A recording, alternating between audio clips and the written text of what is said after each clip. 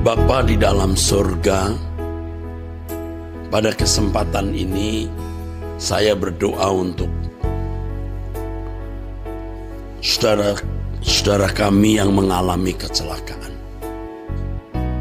Di antaranya ada salah seorang saudara kami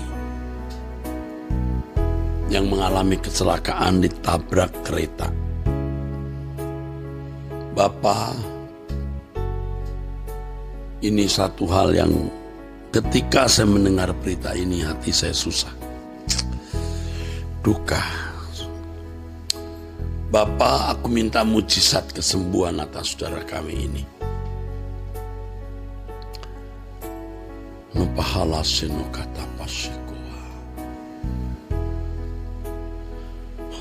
Lord,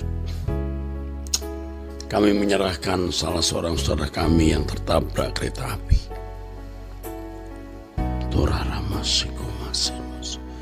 Engkau tahu Bapa. Saya tidak menyebut namanya Bapa, tapi kami semua berdoa untuk saudara kami ini. Tolonglah Tuhan. Juga yang tidak kami tahu yang sedang mengalami kecelakaan. Bapa, Elohim Yahweh, aku minta pertolongan-Mu atas mereka. Pulihkan Bapa, tak ada yang mustahil. Tulang-tulang yang patah, benturan di kepala yang bisa membahayakan hidup. Tuhan, Engkau tolong. Saya dan semua pecinta suara kebenaran berdoa untuk saudara-saudara kami yang mengalami kecelakaan, sedang mengalami kecelakaan. Tuhan tolong. Dalam nama Tuhan Yesus Kristus. Bapa, kami juga menyerahkan saudara-saudara kami yang terbaring di rumah sakit. Atau sakit terbaring di rumah.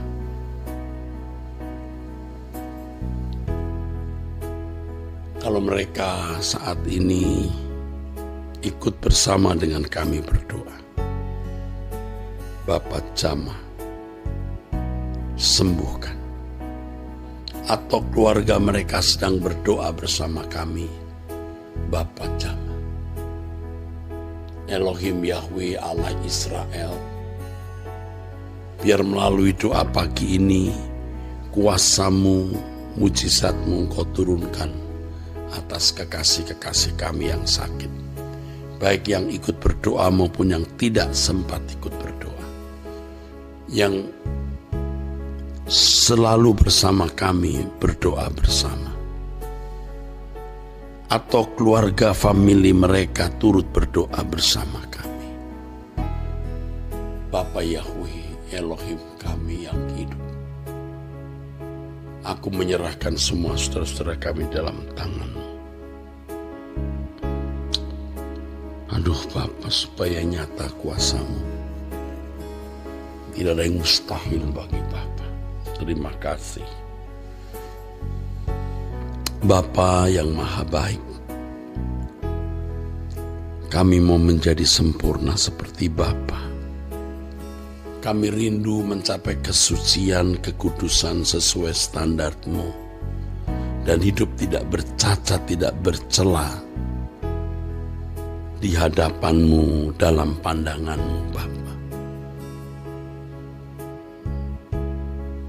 Sone mata karasinekos. Tolonglah kami. Tolonglah hidup kami Bapa untuk bisa terus berubah. Karena telah banyak waktu yang sia-sia kami gunakan untuk kesenangan kami sendiri Bapa. Sekarang sisa umur hidup kami benar-benar kami serahkan kepadamu. Kami mau benar-benar melakukan kehendak-Mu. Dan hari ini Bapa, hari Minggu tanggal 28 Agustus 2022 menjadi lembaran baru bagi kami untuk hidup lebih berkenan di hadapan Bapa di surga, Allah Israel. Jangan sampai kami menyakiti, melukai hati-Mu. Jangan sampai kami mendukakan Engkau, Bapa. Sekecil apapun, sehalus apapun kesalahan itu, jangan kami melakukannya lagi. Telah banyak waktu yang sia-sia, tak ku lakukan kehendak Bapa kami. Sekarang saatnya, takkan ku tunda, membuktikan cintaku dengan nyata. Kerinduanku sebelum akhir hidupku, melakukan yang Bapa ingini. Segenap hidupku sebagai persembahan yang berkenan di hadapan Tuhan, yang berkenan di hadapan-Mu Tuhan, Bapa di sorga, yang berkenan di hadapan Tuhan. Berbicaralah kepada kami, Bapa. Taruh perkataan-Mu, hikmat, marifat, kebijaksanaan-Mu, rahasia kebenaran-Mu di mulut anak-Mu ini, Erastus, pelayan Tuhan Yesus. Bapa, kami sambut kebenaran-Mu, Bapa, dalam nama Yesus Kristus. Amin. Saudara-saudaraku sekalian yang kekasih, jika kita mengamati perjalanan sejarah, ya, bagi saudara yang belajar sejarah, saudara melihat jejak Tuhan nyata. Tidak ada penguasa lalim, penguasa jahat yang selamanya berkuasa. Ya, pasti Tuhan akan akhiri, kalau bukan dirinya, anak atau cucunya. Dan kita melihat tragisnya orang-orang yang lalim, baik dirinya maupun anak cucunya, karena Tuhan menegakkan keadilannya, saudara. Orang-orang yang jahat, yang kelihatannya aman-aman untuk sementara waktu, pasti menuai apa yang dia tabur. Coba perhatikan suami-suami yang semena-mena terhadap istri. Perhatikan, di hari tuanya, stroke, kecelakaan, dan lain sebagainya. Saya tidak mengatakan kalau orang stroke dan kecelakaan itu pasti akibat dari perbuatan dosanya. Belum tentu.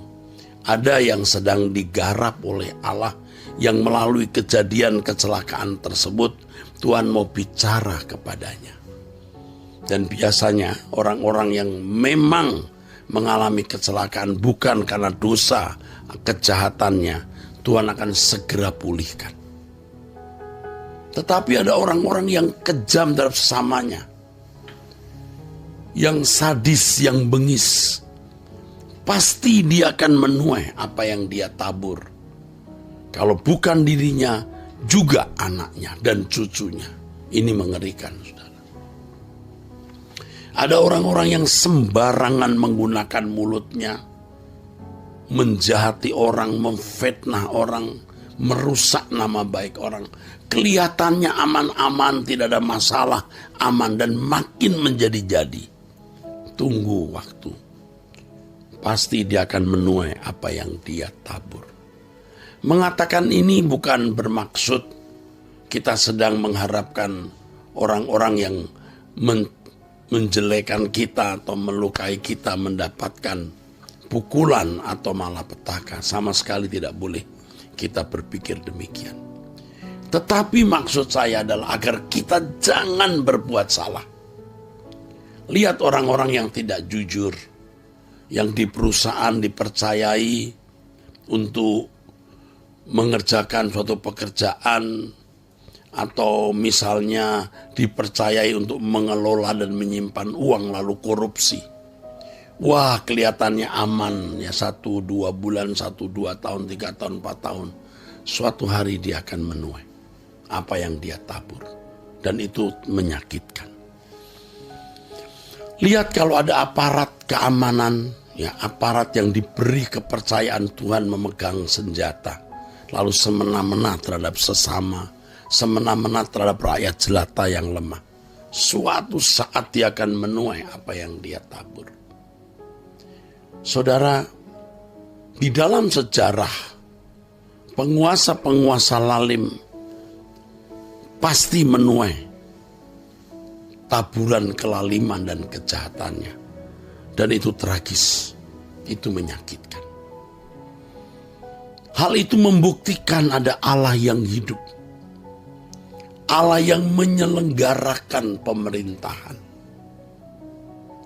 di alam semesta ini, saudaraku. Jadi kita harus benar-benar berhati-hati dalam segala hal yang kita lakukan. Baik yang kita pikirkan, kita ucapkan, kita lakukan. Harus berhati-hati. Haleluya. Mengapa? Karena kita pasti menuai apa yang kita tabur, saudara. Tidak ada sesuatu yang kita tabur, kita kerjakan, tidak ada tuaiannya.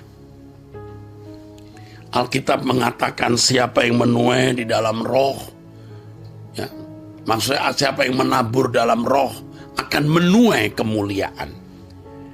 Siapa yang menabur dalam roh akan menuai kemuliaan. Orang yang hidup menurut pimpinan Roh Kudus, ini pasti menyenangkan hati Tuhan. Dia akan menuai kemuliaan, kemuliaan bersama Tuhan. Tapi orang yang menabur dalam dagingnya akan menuai kebinasaan. Jangan memberi makan dagingmu untuk memuaskannya, sehingga engkau akan menuai ketragisan. Tapi tabur, beri makan roh, artinya untuk hidup sesuai kehendak Allah, supaya saudara dan saya menuai kemuliaan. Peringatan dari Tuhan pada kesempatan ini, berhenti berbuat dosa, berhenti menjahati orang, berhenti merugikan sesama, berhenti melukai sesama. Jaga mulutmu tidak mengucapkan kata-kata yang tidak patut, juga melemparkan sesuatu di media sosial. Karena apapun yang kita lakukan, taburan yang kita lakukan akan menghasilkan tuaian-tuaian. Kita harus memandang ada tuan rumah jagat raya ini yang menyelenggarakan pemerintahan dengan sempurna dan menegakkan tatanannya, bahwa apa yang ditabur seseorang itu juga akan dituainya. Dengan peringatan ini, saudara, hari ini saudara berhenti berbuat dosa, berhenti melukai, merugikan, menyakiti sesama. Sebaliknya, kalau kita dilukai, disakiti, dirugikan, jangan membalas. Karena dengan kita tidak membalas kejahatan dengan kejahatan, dengan diam, tidak mengharapkan kecelakaan orang yang menyakiti, merugikan, melukai kita, kita sedang menata masa depan yang indah. Jadi jangan saudara merasa ini kecelakaan.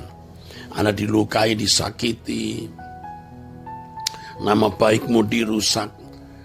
Itu menata masa depanmu jika kamu tidak membalas kejahatan dengan kejahatan. Jika sudah diam dan menyerahkan semua ke dalam tangan Tuhan. Tetapi kalau sudah dijahati, membalas kejahatan dengan kejahatan, dengan segala bentuk